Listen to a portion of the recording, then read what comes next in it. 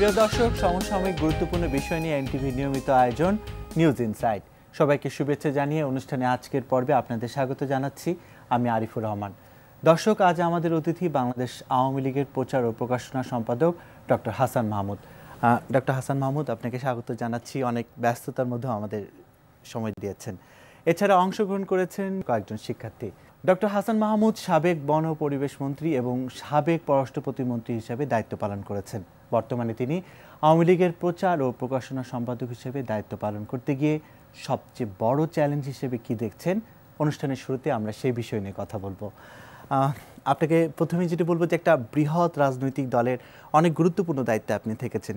এখন যে দায়িত্বটা পালন করছেন, এটা পালন করতে গিয়ে আপনার সামনের দিনগুলোতে সবচেয়ে বড় চ্যালেঞ্জটা আসলে কি? সরকারি দলের একটা দুর্বল দিক হচ্ছে মানুষ সরকারের সবসময় দোষটা খোঁজে। বিশেষ করে পত্রপত্রিকা, নিউজ মিডিয়া সরকারের ত্রুটিটা কোথায় সেটি খুঁজে বেড়ায়, এবং সেটি আমি বলবো যে এটা রংলি সবাই মনে করে যে শতভাগ নির্ভুল কাজ করবে সরকার। কিন্তু পৃথিবীর কোনো সরকার অতীতে, বর্তমানে, ভবিষ্যতেও শতভাগ নির্ভুল কাজ করতে পারবে না। কিন্তু অনেকে মনে করে যে শতভাগ নির্ভুল কাজ করতে হবে। তো কোনো জায়গায় যদি 5 ভাগ ভুল হয়, সেই ভুলটাই কিন্তু বড় করে দেখানো হয়।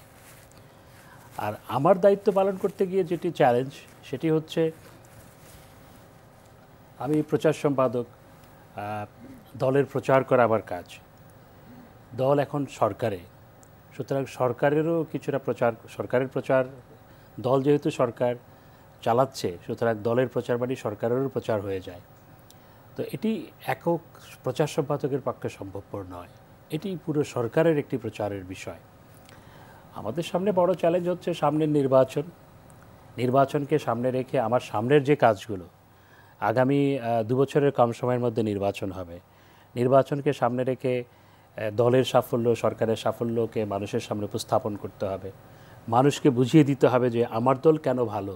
মানে এই জন্য কি আপনার সার্বিক প্রস্তুতি, আপনার নিজের এবং আপনার টিমের প্রস্তুতি কত? অবশ্যই আমরা প্রস্তুতি, সেটা আমাদের সারা বছর ধরেই প্রস্তুতি চলে, কিন্তু প্রস্তুতির পর সেটাকে প্রডিউস করা, সেটা একটি বড় কাজ।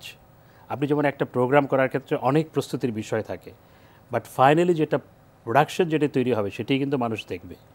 সুতরাং সেটাকে একদম নির্ভুলভাবে সেটাকে প্রডিউস করতে হয়। যে একটি প্রোগ্রাম করার ক্ষেত্রে, আমার ক্ষেত্রে বা অন্য যে কোনো কাজের ক্ষেত্রেও কিন্তু এই একই বিষয়। জাতীয় নির্বাচনে আপনি বললেন যে এটাই আপনাদের সবচেয়ে মানুষের কাছে সঠিক তথ্যটা পৌঁছানো, এবং এটা আপনার কাছে একটা বড় চ্যালেঞ্জ। আমি ঠিক বলতে চাইবো যে আমার কাছে মনে হয় যে নির্বাচন সুষ্ঠু করার জন্য একটা পূর্ব শর্ত থাকেই যে রাজনৈতিক স্থিতিশীলতা। এই জায়গাটাতে আপনি আসলে কিভাবে দেখুন, বাংলাদেশে বর্তমানে রাজনৈতিক স্থিতিশীলতা অনেকটা বিরাজ করছে। আমি বলবো আজকের প্রেক্ষাপটে অনেকটা বিরাজ করছে। বাংলাদেশে 2013 সাল কিংবা 14 সাল, 15 সালের মতো যে হানাহানি, সেটি নেই। মানুষের উপর পেট্রোল বোমা নিক্ষেপ করা, জীবন্ত মানুষকে রাজনীতির নামে পুড়িয়ে দেওয়া, জীবন্ত মানুষের গায়ে পেট্রোল ঢেলে দিয়ে জীবন্ত মানুষকে পুড়িয়ে হত্যা করা রাজনীতির জন্য, সেটি পৃথিবীর কোথাও আজকের সমসাময়িক বিশ্বে ঘটেনি। দুঃখজনকভাবে বাংলাদেশে সেটি ঘটেছে। তো এই ধরনের পরিস্থিতি বর্তমানে নাই। কিন্তু নির্বাচনের আগে যে এরকম পরিস্থিতি তৈরি হবে না, এটা আপনি কিভাবে? আমরা আশা করব যে সেই ধরনের পরিস্থিতি তৈরি হবে না। যারা এগুলো করেছিল, আমি এটা যেহেতু এটা লুকানোর কোনো বিষয় নয়, বিএনপি জামাতের নেতৃত্বে এই ঘটনাগুলো ঘটেছিল। তারা অনুধাবন করতে পেরেছে যে, আমার মনে হয়, আমার বিশ্বাস, তারা অনুধাবন করতে পেরেছে যে এটি তাদের জন্য কোনো কল্যাণ বয়ে আনেনি, বরং তাদেরকে জনগণ থেকে বিচ্ছিন্ন করেছে। এটি বাংলাদেশের মানুষ যেমন গ্রহণ করেনি, পৃথিবী, বিশ্ব সমাজও এটিকে গ্রহণ করেনি। সুতরাং একই পাথ তারা অনুসরণ করবে বলে আমি মনে করি না। সুতরাং আমি মনে করি না যে গত নির্বাচনের আগে যে পরিস্থিতি তৈরি হয়েছিল সেই পরিস্থিতি তৈরি হবে। আরেকটি বিষয় হচ্ছে, গতবার বিএনপি সহ যারা নির্বাচন বর্জন করেছিল, তারা বুঝতে পেরেছে যে নির্বাচন বর্জন করাটা আত্মঘাতী একটি সিদ্ধান্ত ছিল, আত্মহত্যার মতো একটি সিদ্ধান্ত ছিল। সে একই সিদ্ধান্ত তারা নিবে বলে আমি মনে করি। আচ্ছা, এবার আমরা এখানে যারা আমন্ত্রিত শিক্ষার্থী আছে তাদের কাছে চলে যাব, আপনারা প্রশ্ন করুন। স্যার, আমার প্রশ্নটি হলো বাংলাদেশের রাজনীতির ধরন নিয়ে। স্যার, এখনও আমরা শুনতে পাই রাজপথে থাকার স্লোগান। একটি গণতান্ত্রিক রাষ্ট্রে বা আদর্শ গণতান্ত্রিক রাষ্ট্রই বলি, এরকম রাষ্ট্রে রাজনীতি রাজপথের পরিবর্তে তাত্ত্বিক জায়গায় কতটুকু শক্তিশালী হওয়া প্রয়োজন বলে মনে করেন? তাত্ত্বিক জায়গায় অবশ্যই শক্তিশালী হওয়া প্রয়োজন, তবে রাজপথে পৃথিবীর সব দেশেই আছে। ডোনাল্ড ট্রাম্পের বিরুদ্ধে যখন প্রতিবাদ হচ্ছে সেটি রাজপথেই হচ্ছে মার্কিন যুক্তরাষ্ট্রে। যখন আপনার ফ্রান্সে যখন কোনো প্রতিবাদ হয়, ফ্রান্সেও কিন্তু ধর্মঘট হয়, ফ্রান্সে হয়, কন্টিনেন্টাল ইউরোপের অন্যান্য দেশে হয়, বেলজিয়ামে হয়, বিভিন্ন দেশে হয়, ইউকেতে হয়, সব দেশেই রাজপথের রাজনীতি আছে। আমাদের দেশের মতো রাজপথের উত্তপ্ত রাজনীতি নাই, কিন্তু রাজপথের রাজনীতি সব দেশেই আছে। আমাদের দেশে রাজপথের রাজনীতির পাশাপাশি যেটি হওয়া প্রয়োজন, যে তাত্ত্বিক জায়গায়, বিতর্কের জায়গায় এগুলো হওয়া প্রয়োজন। যে তথ্য উপাত্ত দিয়ে বিতর্ক করা, শুধু বিতর্কের জন্য বিতর্ক করা নয়, অপরের ভালো কাজকে প্রশংসা করা এবং আমার ভুল ত্রুটিকে, সমালোচনাকে সমাদৃত করার সংস্কৃতি, যেটি আমরা করার চেষ্টা করছি। আমাদের দেশে সমালোচনাকে সমাদৃত করার সংস্কৃতিটা খুব অভাব, এটি অন্য দেশে আছে। এগুলো হওয়া প্রয়োজন বলে আমি মনে করি। আচ্ছা, আমরা আবার পরের প্রশ্নে চলে যাব। আমার প্রশ্নটা হচ্ছে যে বিষয়টা নিয়ে আপনারা কথা বলছিলেন, আগামী যে নির্বাচনটা হতে যাচ্ছে এতে বিএনপি সহ অন্য সব রাজনৈতিক দলের অংশগ্রহণ নিশ্চিত করবার লক্ষ্যে একটি দায়িত্বশীল সরকারি দল হিসেবে আওয়ামী লীগের কী ভূমিকা থাকা উচিত? প্রথমত, নির্বাচনের আয়োজক তো সরকার নয়, নির্বাচনের আয়োজক হচ্ছে নির্বাচন কমিশন। সরকারের অধীনে নির্বাচন হয় না, সরকারি দলকেও নির্বাচন কমিশনের অধীনে নির্বাচনে অংশগ্রহণ করতে হবে। তো আমরা আশা করব যে সেই নির্বাচন কমিশনের অধীনে একটি সুষ্ঠু নির্বাচন হবে, সেই নির্বাচনে সব রাজনৈতিক দল অংশগ্রহণ করবে, কারণ নির্বাচনের আয়োজক হচ্ছে নির্বাচন কমিশন। এখন আমি আমার বাড়িতে দাওয়াত দিলাম, নির্বাচন কমিশন নির্বাচনে অংশগ্রহণ করার জন্য সবাইকে আহ্বান জানালো, কেউ যদি না আসে, গতবার যেটি হয়েছে, সেটির দায়িত্ব তো নির্বাচন কমিশনের নয়, যিনি বর্জন করলো তা।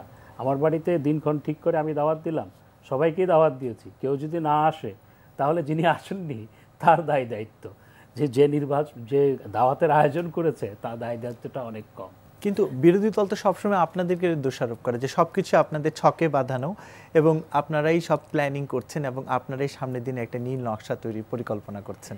এটি বিরোধী দলের আসলে গদবাঁধা বক্তব্য এবং তারা এই বক্তব্য থেকে বেরিয়ে আসতে পারছে না। এবং প্রকৃতপক্ষে কোনো কিছুই সরকারের বিরুদ্ধে হাইকোর্টের রায় হয়, সুপ্রিম কোর্ট সরকারের বিরুদ্ধে রায় দেয়। তো বিরোধী দল তো বলতে কোর্ট কাছারিও আমাদের নিয়ন্ত্রণে, সরকারের বিরুদ্ধে কিন্তু রায় দেয়, মন্ত্রীদের বিরুদ্ধে রায় দেয় এবং মন্ত্রীর বিরুদ্ধেও রায় দিয়েছে, এই সুপ্রিম কোর্ট মন্ত্রীদের বিরুদ্ধে রায় দিয়েছে। আমরা সেটা এবং আপনারা দেখতে পাচ্ছেন যে সরকারি দলের এমপিদের গ্রেপ্তার করা হয় এবং সরকারি দলের এমপির বিরুদ্ধে নির্বাচন কমিশনের রায়ও হয়। এজন্য অনেকের সংসদ সদস্য পদ খারিজ হওয়ার উপক্রমও হয়েছিল এবং আমার সম্ভবত একজনের সংসদ সদস্য পদ খারিজ হয়ে গিয়েছিল। সুতরাং বিরোধী দলের এগুলো গদবাঁধা বক্তব্য, তারা এই বক্তব্য দিয়ে নিজেদের দুর্বলতাটাকে ঢাকার চেষ্টা করেন মাত্র, বা অপচেষ্টা করেন মাত্র। আমরা আবারও পরের প্রশ্নে চলে যাব। আমার প্রশ্নটা হলো, বর্তমান সময়ে পাঠ্যপুস্তকে যেসব পরিবর্তন এসেছে, সমালোচকরা মনে করছেন যে এই পরিবর্তনটা হেফাজতে ইসলামের দাবির প্রতিফলন, কিন্তু একটি প্রগতিশীল এবং অসাম্প্রদায়িক রাজনৈতিক দল হিসেবে আওয়ামী লীগের ভূমিকাটা এখানে কি? পরিবর্তনটা কি আমাকে একটু বলেন, কোন জায়গায়, কোথায়, কোন পরিবর্তন? রিসেন্টলি এই যে বিভিন্ন রকম নিউজে যে রকম খবরাখবর আসে সেগুলোর কথা বলছি। যারা সমালোচনা করছে তারাও কি পরিবর্তন হয়েছে পুরোপুরি জানে না। এখন যদি কোনো জায়গায় ভুল লেখা হয়, সেটিকে সংশোধন করা হয়, সেটি পরিবর্তন নয়, সেটি সংশোধন করা হয়। পাঠ্যপুস্তকে প্রিন্টিংয়ের সময় কিছু কিছু জায়গায় ভুল হয়েছিল, সেই ভুলগুলোকে সংশোধন করা হয়েছে। এটি পরিবর্তন বলা সঠিক নয়, সংশোধন করা হয়েছে। কোনো জায়গায় যদি ভুল হয় তাহলে সেটি সংশোধন করা তো বাঞ্ছনীয়, এই ক্ষেত্রেও সেই সংশোধন করা হয়েছে। আরেকটি বিষয় হচ্ছে, এই সরকার কারো দাবির মুখে বা চাপের মুখে কোনো কাজ করেনি বা করবেও না। এবার একটু ভিন্ন প্রসঙ্গে আসব। প্রসঙ্গটি হলো যে রামপাল বিদ্যুৎ কেন্দ্র, দেশের প্রধান বিরোধী দল সহ বেশ কয়েকটি রাজনৈতিক দল এবং পরিবেশবাদীরাও অনেকেই বলছেন যে এটা আসলে মানে পুরোপুরি স্থাপন হলে এটা পরিবেশের উপর একটা বড় ধরনের হুমকি হবে। তো আমি ঠিক জানতে চাইবো যে এটা নিয়ে অনেক দিন ধরে আপনারাও তাদের সাথে কথা বলার চেষ্টা করেছেন যে কোন কোন বিষয়গুলোকে আসলে সামনে রেখে তারা এই ধরনের বক্তব্য দিচ্ছে এবং একাধিকবার মনে হয় কথাও বলেছেন। তো আপনার কাছে কি মনে হচ্ছে, কারণ চলমান পরিস্থিতি ডে বাই ডে আমরা লক্ষ্য করছি, তো একটু সহিংসতার দিকে যাচ্ছে, আবার মাঝে মাঝে অনেক ধরনের সরকারের সমালোচনা করছে তারা। তা আপনি একটা বড় দায়িত্বে আছেন, এই কমিটির অনেক বড় একটা দায়িত্বে আছেন আপনার কাছে, এবং সাবেক আপনি বন পরিবেশ মন্ত্রীও ছিলেন, তা আপনার অ্যানালাইসিসটা আসলে কি? দেখুন, আমি একজন পরিবেশ কর্মী। আমি যখন ব্রাসেলসে ইউনিভার্সিটির ছাত্র, আমি যখন পরিবেশ বিজ্ঞানে মাস্টার্স করি ব্রাসেলসে, তখন আমি গ্রিন পিস ইন্টারন্যাশনালের সদস্য ছিলাম। এরপরেও আমি পরিবেশ কর্মী হিসাবে কাজ করেছি। আমি পরিবেশ কর্মী থেকে পরিবেশ মন্ত্রী হয়েছি। সুতরাং পরিবেশ নিয়ে আমার পড়াশোনা আছে, আমার গবেষণা আছে, আমার পিএইচডিও হচ্ছে পরিবেশের উপর, পরিবেশ বিজ্ঞানের উপর। বাংলাদেশে দুর্ভাগ্য হচ্ছে যারা আইনের ছাত্র সেও পরিবেশবিদ, যে অর্থনীতির ছাত্র বা অর্থনীতির মাস্টার উনিও বড় পরিবেশবিদ, আবার যিনি আপনার কি বলে সিভিল ইঞ্জিনিয়ারিংয়ের ছাত্র সেও পরিবেশবিদ। তো বাংলাদেশে বহু ধরনের বিশেষজ্ঞ আছে। আমি এটা বলতে চাই, বলাটা কতটুকু আমি কাউকে আঘাত দেওয়ার জন্য বলছি না। বাংলাদেশে যে সত্যিকারের বিশেষজ্ঞ আছে, বিশেষভাবে অজ্ঞ, বিশেষ কারণে অজ্ঞ বিশেষজ্ঞ আছে, আর সব বিষয়ে বিশেষজ্ঞ আছে। এখন এই কারণেই দেখা যাচ্ছে যে যারা জানে না প্রকৃত ঘটনা তারা এই নিয়ে অনেক উদ্বেগ প্রকাশ করছে। আমি তাদের উদ্বেগ উৎকণ্ঠাকে আমি সমীহ করি, আমি উদ্বেগ উৎকণ্ঠাকে শ্রদ্ধা জানাই, কারণ উদ্বেগ উৎকণ্ঠা থাকা ভালো, কিন্তু অতি উদ্বেগ অতি উৎকণ্ঠা হলে সেটি ভালো নয়। যেমন সুন্দরবনের যেটি ওয়ার্ল্ড হেরিটেজ সাইট, সেখান থেকে যেখানে রামপালে বিদ্যুৎ কেন্দ্র হচ্ছে সেটির দূরত্ব হচ্ছে 69.6 কিলোমিটার, আর সুন্দরবনের প্রান্তসীমা থেকে আপনার রামপাল বিদ্যুৎ কেন্দ্রের জায়গা হচ্ছে 14 কিলোমিটার দূরে। আর পৃথিবীতে যে কনভেনশন অনুযায়ী, পৃথিবীর আপনার ইউনেস্কোর নীতি অনুযায়ী যে 10 কিলোমিটারের মধ্যে হতে পারবে না, এটি 10 কিলোমিটারের অনেক বাইরে, এটি 69.6 কিলোমিটার দূরে, আর প্রান্ত সীমা থেকে 14 কিলোমিটার দূরে। তা আপনার কাছে আসলে এখন কি মনে হচ্ছে যে যারা এই যে আন্দোলন করছে তাদের আসলে তাহলে উদ্দেশ্যটা কি? তাদের উদ্দেশ্য হচ্ছে তারা একটা ইস্যু নিয়ে মাঠে থাকতে চায়, এটি একটি উদ্দেশ্য হতে পারে। আরেকটি উদ্দেশ্য হচ্ছে কিছু মানুষকে ভুল বুঝিয়ে তারা উদ্বেগ উৎকণ্ঠা তৈরি করে তাদের সাথে নেওয়ার জন্য চেষ্টা করছে, কোনো কোনো ক্ষেত্রে কিছুটা সফল হয়েছে। আরেকটি বিষয় হচ্ছে এটার পিছনে একটি ষড়যন্ত্র থাকতে পারে, কয়েকটি উদ্দেশ্য থাকতে পারে, যে এগুলো করে যাতে বিশ্বব্যাপী একটা নেগেটিভ ধারণা তৈরি করা যায় সেটার একটা উদ্দেশ্য থাকতে পারে। তো এই নানামুখী উদ্দেশ্যের কারণে এটি করা হচ্ছে। আসলে যদি প্রকৃত জিনিসটা তারা অনুধাবন করতে পারতেন এবং বুঝতে পারতেন তাহলে এখানে উদ্বেগের কোনো কারণ নেই।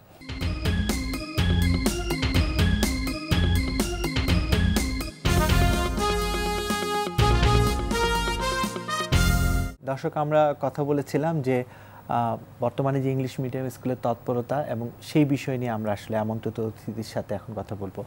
আপনাকে বলবো যে আপনি এই বিষয় নিয়ে কাজ করছেন, যেহেতু আপনি শিক্ষা মন্ত্রণালয় সংক্রান্ত সংসদীয় কমিটিতে আছেন, এবং আমরা একটি বিষয় লক্ষ্য করেছি যে ইংলিশ মিডিয়াম স্কুলগুলোতে কি হচ্ছে, প্লে নার্সারি, কেজি 1, এভাবে একটা শিক্ষার্থী ও লেভেল কমপ্লিট করা পর্যন্ত দেখা যাচ্ছে 18 বছর বয়স তাদের লেগে যাচ্ছে।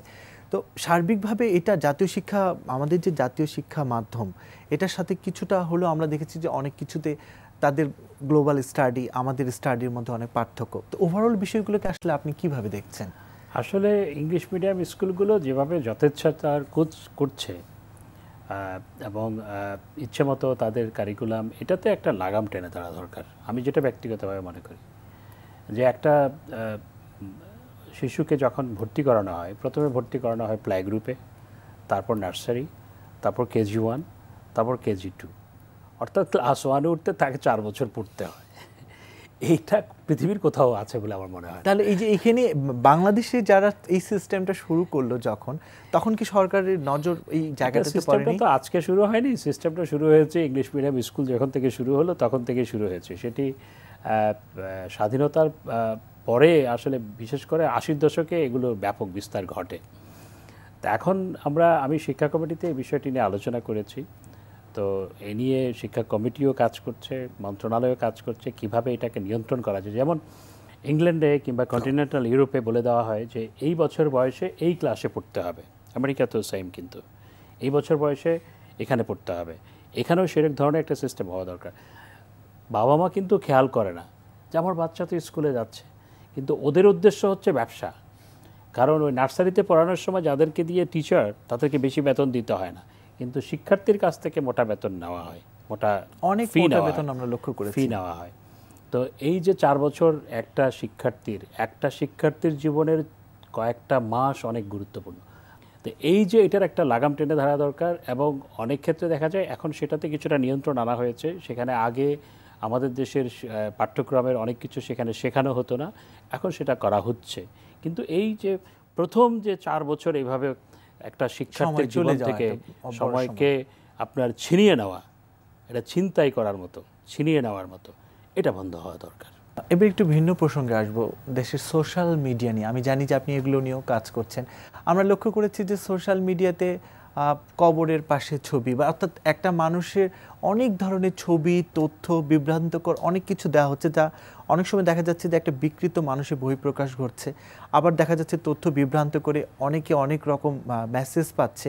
তো আপনার কাছে মানে আপনি তো এগুলো নিয়ে কাজ করছেন, আপনি কি মনে করেন যে সুস্থ সামাজিক ব্যবস্থায় এটা আসলে কতটুকু বাধা? সোশ্যাল মিডিয়া অনেক মানুষের জীবনে বিরাট ব্যাপক পরিবর্তন এনেছে সোশ্যাল মিডিয়া। আমাদের দেশে এখন ফেসবুক ইউজার হচ্ছে 2.5 কোটি কিংবা 3 কোটি ফেসবুক ইউজার। আমাদের দেশে ইন্টারনেট ইউজার হচ্ছে প্রায় 7 কোটি। তো অর্থাৎ মোবাইলের মাধ্যমে যারা ইন্টারনেট ব্যবহার করে সেটা সহ যদি ধরি 7 কোটি কিংবা 7 কোটির কাছাকাছি আমাদের দেশে। এবং সোশ্যাল মিডিয়াতে মানুষ কিন্তু প্রচুর সময় ব্যয় করে, কি ছেলে কি বুড়ো সবাই কিন্তু প্রচুর সময় ব্যয় করে। এটা মানুষের জীবনে ব্যাপক পরিবর্তন এনেছে, মানুষের কানেক্টিভিটি বাড়িয়েছে উইদিন সেকেন্ড আর উইদিন মুমেন্ট। অনেক পজিটিভ দিকও আছে। অনেক পজিটিভ, আমি পজিটিভ দিকটা প্রথমে বলি, তারপর নেগেটিভটাতে যাব। পজিটিভ দিক হচ্ছে যেমন সকালবেলা আমার একটা মিডিয়া ইভেন্ট ছিল, আমার একটা বক্তৃতা ছিল। সেই বক্তৃতা ফেসবুকে লাইভ দিয়েছে, ওটা সবাই দেখেছে, এখনও দেখতে পাচ্ছে সবাই। এটা প্রচুর লোক দেখতে পাচ্ছে। এখন আপনি সোশ্যাল মিডিয়ার মাধ্যমে আপনার হারানো বন্ধুকে খুঁজে পেতে পারেন। তারপর আপনার যে বন্ধুর সাথে 20 বছরে দেখা হয়নি কিংবা আগামী 10 বছরও দেখা হবে না, তাকে আপনি নিয়মিত কানেক্ট করতে পারেন। অনেকগুলো সুবিধা আছে সোশ্যাল মিডিয়ার মাধ্যমে। আপনি যে কোনো একটা রাজনীতিবিদ তার ফলোয়ারদের কাছে পৌঁছে যেতে পারছে, ভিউয়ারদের কাছে পৌঁছে যেতে পারছে, সাপোর্টারদের কাছে পৌঁছে যেতে পারছে উইদিন মিনিট আর উইদিন ফ্র্যাকশন অফ মিনিটস। তো এখন এটা অনেক ভালো দিক আছে, কিন্তু নেগেটিভ দিক হচ্ছে সোশ্যাল মিডিয়াতে নিয়ন্ত্রণটা করা খুব কঠিন। যেমন সোশ্যাল মিডিয়া আপনার আপনার প্রাইভেসিকে ইনভাইট করেছে। কিভাবে ইনভাইট করেছে? আপনি কোথাও দাঁড়িয়ে আছেন, এখন তো সবার হাতে মোবাইল ফোন, সবটা, এবং প্রতিটা মোবাইল ফোনে আবার ক্যামেরা, আবার সেখানে সাউন্ডও আবার ট্যাপ করা যায়। এবং এখন আপনি কোনো জায়গায় দাঁড়িয়ে কথা বলছেন, তো আপনি কোনো জায়গায় মাথায় হাত দিয়ে বসে আছেন, তো আপনার ছবি একটা তুলে সোশ্যাল মিডিয়াতে দিয়ে দিল, দেখুন উনি খুব চিন্তিত কিংবা উনি খুব বিষাদগ্রস্ত। এখন মানুষ মনে করলো যে আরে বিষাদগ্রস্ত। আরেকটা ব্যাপার হচ্ছে সোশ্যাল মিডিয়াতে অনেক নেগেটিভ প্রচারণা হয়, বিশেষ করে রাজনীতিবিদদের নামে অনেক নেগেটিভ প্রচারণা হয়, এবং অনেকের নামেই হয়। যে কোনো একজন আপনার একটা বন্ধুকে পছন্দ হচ্ছে না কিংবা বন্ধুর সাথে বিরোধ, তার সম্পর্কে আপনি বিরূপ প্রচারণা সোশ্যাল মিডিয়ায় ছেড়ে দিলেন। একটা বিরূপ প্রচারণা ছাড়ার পর সেটা যেভাবে মানুষ লুফে নেয়, নেগেটিভ জিনিসটাকে মানুষ তাড়াতাড়ি লুফে নেয়, কিন্তু এটার পরে তাকে সেটা যে ভুল ছিল সেটি প্রচার করার পর মানুষ সেটাকে কিন্তু পুরোপুরি ওইটাকে মাইন্ড সেটআপ করে রাখে। মাইন্ড সেটআপ থেকে ফার্স্ট টাইম যেটা পেয়েছিল সেটাকে রিমুভ করা কঠিন হয়। এই যে নেগেটিভ দিকগুলো, এগুলো কিন্তু সোশ্যাল মিডিয়া। আর সোশ্যাল মিডিয়ার কারণে আরেকটি যেটি হচ্ছে, সোশ্যাল মিডিয়ার কারণে এখন আমি ঠিক জানতে চাইবো এই যে নেগেটিভ দিকগুলোকে উত্তরণের জন্য কোনো পদক্ষেপ কি সরকারের আছে কিনা? নেগেটিভ মিডিয়া বিষয়গুলোকে উত্তরণের জন্য চায়নাতে যেমন সোশ্যাল মিডিয়া অনেক ক্ষেত্রে বন্ধ করে দিয়েছে, তারপর আরও অনেক দেশে বন্ধ করে দিচ্ছে। বন্ধ করে দেওয়াটা সমাধান নয়। এটার জন্য যেটা প্রয়োজন, সেটার জন্য হচ্ছে কিছু রুলস প্রয়োজন, ল প্রয়োজন, এবং এগুলো ব্রেক করলে সিরিয়াস পিউনিটিভ অ্যাকশন প্রয়োজন। আর যারা সার্ভিস প্রোভাইডার, যারা ফেসবুক সার্ভিস প্রোভাইডার, যারা মনে করেন গুগল সার্ভিস প্রোভাইডার, কিংবা যারা টুইটার সার্ভিস প্রোভাইডার, তাদের কিছু টুলস ইনোভেট করতে হবে যে এই ধরনের নেগেটিভ প্রচারণা হলে পরে যেটা ইজিলি দেওয়া যাবে না। যেমন আমি দেখতে পেলাম যে ফেসবুকে দেখতে পাচ্ছি শেখ হাসিনা নেত্রীর নামে ফেসবুক আইডি। এই যে বিষয়গুলো, এগুলো কিন্তু বিরাট একটা নেগেটিভ দিক আছে, এবং এই নেগেটিভ দিকগুলো অস্ট্রেলিয়াতে, যেমন আরও অন্যান্য নেগেটিভ দিক আছে, অস্ট্রেলিয়াতে দেখা যাচ্ছে যে বিবাহ বিচ্ছেদ এই সমস্ত দেশে বহু বছর ধরে ছিল। বেলজিয়ামে ফর এক্সাম্পল, সেখানে ব্রাসেলসে ডিভোর্স রেট হচ্ছে 50%। এইভাবে অন্যান্য বড় বড় শহরেও ডিভোর্স রেট অনেক হাই। কিন্তু অস্ট্রেলিয়াতে অনেক দেশের সার্ভে আছে, আমি অস্ট্রেলিয়াটা জানি বিধায় বলছি, যে ডিভোর্স রেট 20% বেড়ে গেছে because of the social media. এই যে নেগেটিভ দিকগুলো, এগুলো আসলে নিয়ন্ত্রণ করার জন্য সমন্বিত প্রচেষ্টা, উদ্যোগ প্রয়োজন। এবং এটা সরকার এবং আপনাদের একটা শুধু সরকারের পক্ষে একক, সরকার সবাইকে নিয়ে হয়তো সার্ভিস প্রোভাইডার, সরকার অ্যান্ড ইউজারদেরও একটা রেসপন্সিবিলিটি আছে। ইউজারের সবাই মিলে এই ব্যাপারে আসলে সচেতন হওয়া প্রয়োজন। আমরা আবারও পরের প্রশ্নে চলে যাব। আমার প্রশ্নটা হচ্ছে, ডোনাল্ড ট্রাম্প ক্ষমতায় আসার পরে অভিবাসন নীতি নিয়ে নানা রকম প্রতিকূল অবস্থা দেখা যাচ্ছে, বা আমরা আশঙ্কা করছি যে বাংলাদেশের বা অন্যান্য দেশের অভিবাসীরা যারা ওখানে অবৈধভাবে আছে বা যারা ওখানে অভিবাসী, তাদের সবারই বিভিন্ন ধরনের বিরূপ অবস্থার সম্মুখীন হতে পারে। সেক্ষেত্রে সাবেক পররাষ্ট্র প্রতিমন্ত্রী হিসাবে আপনার মতামত কি, বা এই ব্যাপারে বাংলাদেশি সরকারের পক্ষ থেকে কি পদক্ষেপ নেওয়া যেতে পারে? দেখুন, ডোনাল্ড ট্রাম্প আসলে যেভাবে অভিবাসীদের ব্যাপারে যে সিদ্ধান্তগুলো গ্রহণ করছে, যদিও বা সেটি তাদের একান্ত তাদের রাষ্ট্রের ব্যাপার, কিন্তু এটি কাঙ্ক্ষিত নয়। এবং আমেরিকা হচ্ছে কান্ট্রি অফ ইমিগ্রেন্টস। খুঁজতে গেলে দেখা যাবে যে ডোনাল্ড ট্রাম্পও তার পূর্বপুরুষরা সেখানে অন্য দেশ থেকে গেছে। তো কারণ এটি তো রেড ইন্ডিয়ানদের দেশ ছিল, তো রেড ইন্ডিয়ানদের দেশকে অন্যরা ইনভাইট করেছিল। তো সুতরাং এটা কান্ট্রি অফ ইমিগ্রেন্টস। সুতরাং আমি মনে করি যে যেই ধরনের ব্যবস্থাগুলো গ্রহণ করা হচ্ছে এটি কাঙ্ক্ষিত নয়। আমি আশা করব, আমি শুধু আশাই করতে পারি, কারণ তাদের এই সিদ্ধান্ত তো আমরা বদলাতে পারবো না। তবে যেভাবে সেখানে প্রতিবাদ শুরু হয়েছে, যেভাবে সেখানে সমালোচনা হচ্ছে, আমি আশা করব যে এই সমস্ত সিদ্ধান্তগুলো খুব সহসাই পুনর্মূল্যায়িত হবে এবং এই সিচুয়েশন অ্যাভার্ট করা হবে। কিন্তু আমাদের সরকারের প্রত্যাশার জায়গা থেকে কিন্তু কূটনৈতিক তৎপরতায় আমাদের সরকারের দিক থেকে কোনো পদক্ষেপ নেওয়া হবে কিনা? কারণ দেখুন, বাংলাদেশের ব্যাপারে তো কোনো নেগেটিভ কোনো সিদ্ধান্ত মার্কিন যুক্তরাষ্ট্রের এখনো পর্যন্ত নাই। সুতরাং নিশ্চয়ই সরকারের পক্ষ থেকে কিছু কাজ করা হচ্ছে বিধায় বাংলাদেশের উপর কোনো নেগেটিভ প্রভাব এটার পড়েনি এখনো পর্যন্ত। আমরা আবারও পরের প্রশ্ন চলে যাব। আমরা প্রতিনিয়ত দেখি যে বিভিন্ন সময়ে আমাদের ছাত্র রাজনীতি আমাদেরকে বিভিন্ন সময়ের যুগান্তকারী নেতাদেরকে দিয়েছেন উপহার হিসেবে। তো এই জায়গাটি থেকে স্যার, আমরা যখন দেখি বাংলাদেশ ছাত্রলীগ, এই যে ছাত্রলীগের একটি বর্ণাঢ্য এবং সমৃদ্ধ ইতিহাস রয়েছে, এর পাশাপাশি বর্তমানে আমরা দেখেছি যে এই ছাত্রলীগ বিভিন্ন কারণে নিন্দিত কিংবা প্রশ্নবিদ্ধ হচ্ছে। আসলে স্যার, কেন্দ্রীয় পর্যায় থেকে বাংলাদেশ আওয়ামী লীগ এই ছাত্রলীগকে কোন দিক থেকে সংস্কার কিংবা কোন দিক থেকে সাজেশন দিলে তাদের এই যে নিন্দিত হওয়ার বিষয়টি আমরা ভবিষ্যতে আর দেখব না, কিংবা তাদের এই যে বর্ণাঢ্য সমৃদ্ধ ইতিহাসটি ছিল সেটি তারা অক্ষুণ্ণ রাখতে পারবে? স্যার, এই বিষয়ে আপনার মতামত? আমি নিজেও ছাত্র রাজনীতি করতাম। আমি বিশ্ববিদ্যালয়ে ছাত্রলীগ শাখার সভাপতি ছিলাম, কলেজে ছাত্রলীগ শাখার সাধারণ সম্পাদক ছিলাম। সুতরাং আমি ছাত্র রাজনীতি করেই আওয়ামী লীগের নেতা হয়েছি বা আওয়ামী লীগের কেন্দ্রীয় কমিটিতে এসেছি। ছাত্রলীগের অনেক বর্ণাঢ্য ইতিহাস আছে। ছাত্রলীগের হাত ধরে বাংলাদেশের জাতির অনেক অর্জন এসছে। এখন যে সমস্ত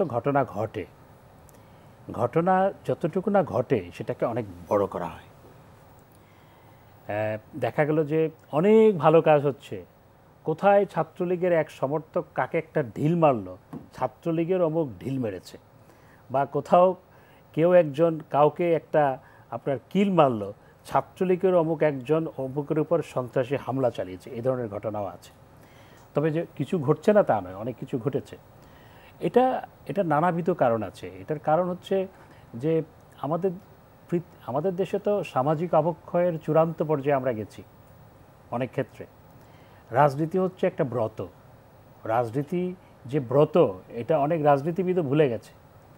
আমরা যদি আগের রাজনীতিবিদদের আমরা যদি ইতিহাস পড়ি, তাদের জীবনী পড়ি, দেখতে পাবো তারা রাজনীতির জন্য জীবনকে উৎসর্গ করে দিয়েছে। রাজনীতিতে, বিশেষ করে ছাত্র রাজনীতিতে, আমরা যখন ছাত্র রাজনীতি শুরু করি তখন আমরা বই পড়তাম, আমাদের নেতারা আমাদের বই দিত পড়তে, আমরা সেগুলো পড়তাম। তো বই পড়ার অভ্যাস তারা অনেক আগে থেকেই বই পড়ার অভ্যাস কিন্তু আমাদেরকে দিত, কিন্তু এখন সেই চর্চাটা নাই। এবং এখন দেখা যাচ্ছে আরেকটি বিষয় হচ্ছে যে ছাত্র রাজনীতিতে বিশেষ করে দল যখন ক্ষমতায় থাকে, দল এখন বাংলাদেশ আওয়ামী লীগ এখন পরপর 2বার 8 বছর ধরে একাধারে ক্ষমতায়, তখন অনেক সেখানে স্বার্থান্বেষীর অনুপ্রবেশ ঘটে। এই ধরনের অনেক স্বার্থান্বেষীর অনুপ্রবেশ ঘটেছে, তারা অনেক ঘটনা ঘটায়, তাদের কাছে স্বার্থটাই বড়, রাজনীতিটা বড় নয়, তাদের কাছে আদর্শটা বড় নয়, এবং সেগুলো ব্যাপকভাবে প্রচারিত হয়। সরকারি দলের পক্ষ থেকে কেউ কিছু করলে সেটা ব্যাপক প্রচারিত হয়। এটা থেকে উত্তরণের উপায় কি?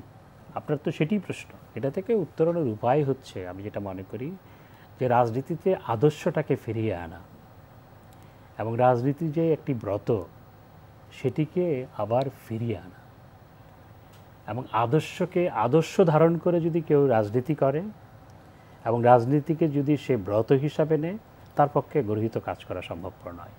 এই চর্চাগুলো যদি হয় ছাত্র রাজনীতিতে, এটি শুধু ছাত্রলীগের ক্ষেত্রে এটি হয়েছে তা নয়, সব ছাত্র রাজনীতির ক্ষেত্রে কম বেশি হয়েছে। যদি এই বিষয়গুলোকে ফিরিয়ে আনা যায় তাহলে আমি মনে করি এগুলো অনেক কমে যাবে। আপনার কথার সাথে একটি কথা বলতে চাই, আপনাদের যে ব্যাচটা রাজনীতিতে এসেছে তখন আপনাদের হাতে বই ধরিয়ে দেওয়া হয়েছে, এবং আমরা দেখেছি যে সব বর্ণাঢ্য যারা নেতা আছেন তাদের পেছনে একটা সুন্দর গল্প রয়েছে। ঠিক জানতে চাইবো এখন যারা ছাত্র রাজনীতিতে আসতেছে তাদের গল্পটা আসলে কি, এবং তারা ভবিষ্যতে যখন আপনাদের মতো জায়গায় আসবে তারা কি আপনাদের মতো করে এইভাবে দেশ পরিচালনায় অংশগ্রহণ করতে পারবে? এখনও অনেক ভালো ছাত্রনেতা তৈরি হচ্ছে না তা নয়, সবাইকে তো এক পাল্লায় মাপা যাবে না।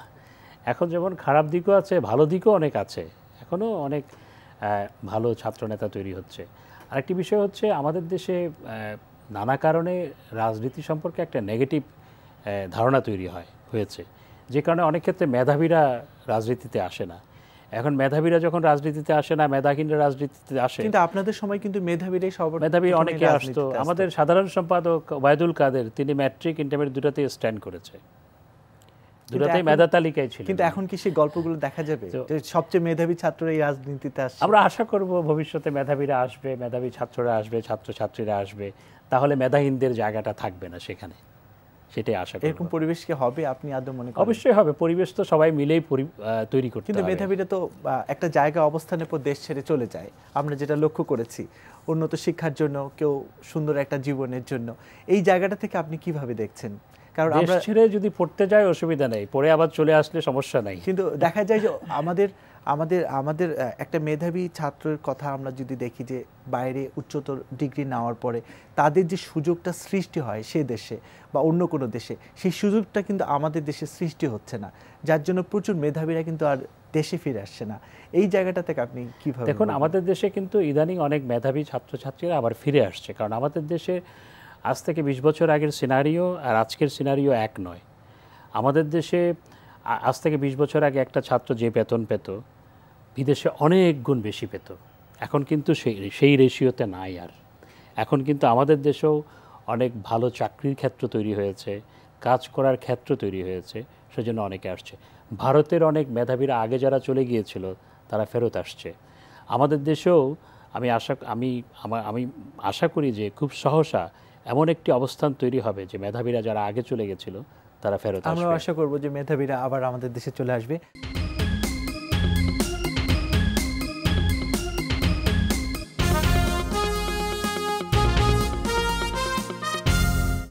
আপনার কাছে আসবো যে আমরা লক্ষ্য করেছি যে হলে আর্টিজান, কিশোরগঞ্জের শোলাকিয়া, লালবাগ, এছাড়াও বিভিন্ন ঘটনায় আমরা লক্ষ্য করেছি একটা বড় ধরনের একটা উত্থান হয়েছে জঙ্গি সংগঠনগুলোর, এবং সরকারেরও বিভিন্ন স্টেপ আমরা লক্ষ্য করেছি, এবং আমরা এটাও লক্ষ্য করেছি যে এটাকে একটু ভিন্নভাবে কিভাবে সমাধান করা যায় সেদিকেও সরকার অনেকগুলো পদক্ষেপ নিয়েছে।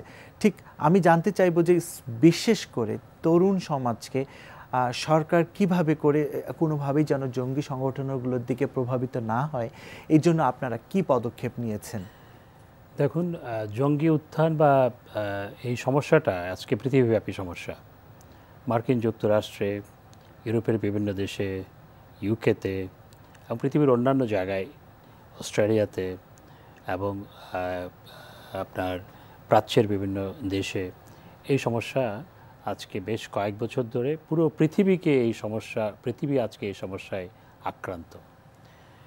সেই ক্ষেত্রে বাংলাদেশ সরকার বা বাংলাদেশ যেভাবে এই সমস্যা সমাধানের ক্ষেত্রে, এই জঙ্গি তৎপরতাকে নির্মূল করার ক্ষেত্রে গত কয়েক মাসে যেভাবে সক্ষমতা দেখিয়েছে, পৃথিবীর অনেক উন্নত রাষ্ট্র ঠিক সেভাবে দেখাতে পারেনি। এবং এই জঙ্গি তৎপরতা বন্ধ করার জন্য, বিশেষ করে যারা যে জঙ্গি তৎপরতা শুরু হয়েছিল সেটিকে নির্মূল করার জন্য যেভাবে পদক্ষেপগুলো গ্রহণ করা হয়েছে, সেটি পৃথিবীব্যাপী প্রশংসিত হয়েছে। পৃথিবীর উন্নত দেশগুলো সেটাকে প্রশংসা করেছে। এখন শুধুমাত্র নির্মূল করার মাধ্যমেই তো সমাধান নয়, যাতে নতুনভাবে কেউ জঙ্গি তৈরি না হয় সেটার দিকেও আমাদের নজর দিতে হবে। এইটা কিন্তু একা সরকারের পক্ষে সম্ভবপর নয়, এটা প্রত্যেকটি পরিবারের এই নিয়ে কাজ করা প্রয়োজন বলে আমি মনে করি, যেটি মাননীয় প্রধানমন্ত্রী বলেছেন যে পরিবারকেই আসলে সবার প্রথমে সচেতন হওয়ার। কিন্তু এই জন্য যেটা দরকার সেটা হচ্ছে, যারা জঙ্গি হয়েছে দেখা গেল যে তারা সবাই বেশিরভাগই উচ্চবিত্তের সন্তান, তাদের বাবা মারা খুব মডার্ন, কিন্তু ছেলে মেয়ে যে কখন যে জঙ্গি হয়ে গেল খবরও রাখেনি, কারণ বাবা মা তো ছেলে মেয়ের সাথে সেভাবে সংশ্লিষ্টতা নাই। এটি একটি অন্যতম প্রধান কারণ। তো আমি মনে করি এজন্য একটা সবাই মিলে একটি জাতীয় উদ্যোগের যেটি প্রয়োজন, সেই ক্ষেত্রে আমরা কিছুটা হলেও সফল হয়েছি। কারণ যেটা আমরা দেখতে পেয়েছি, জাতির মধ্যে এই জঙ্গি তৎপরতা, জঙ্গিদের ব্যাপারে একটি প্রচণ্ড ঘৃণা তৈরি হয়েছে, ক্ষোভ তৈরি হয়েছে।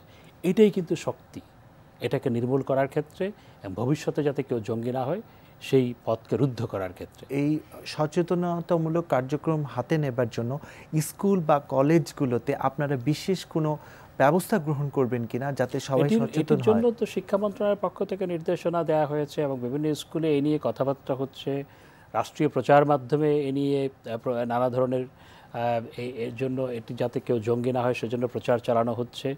তবে এটিকে অব্যাহত রাখতে হবে। এটি আমরা এখন নির্মূল হয়ে গেল, এজন্য এরপরে আমরা যদি আবার স্থিমিত হয়ে যায় তাহলে হবে না। এই যে প্রচারণা, এটার বিরুদ্ধে কথা বলা, এটাকে অব্যাহত রাখতে হবে। আরেকটি যেটি বড় প্রয়োজন সেটি হচ্ছে, পৃথিবীর বিভিন্ন দেশে জঙ্গি আছে। মার্কিন যুক্তরাষ্ট্রে কোনো রাজনৈতিক দল জঙ্গিদের সমর্থন দেয় না, বা ফ্রান্সের কোনো রাজনৈতিক দল জঙ্গিদের সমর্থন দেয় না।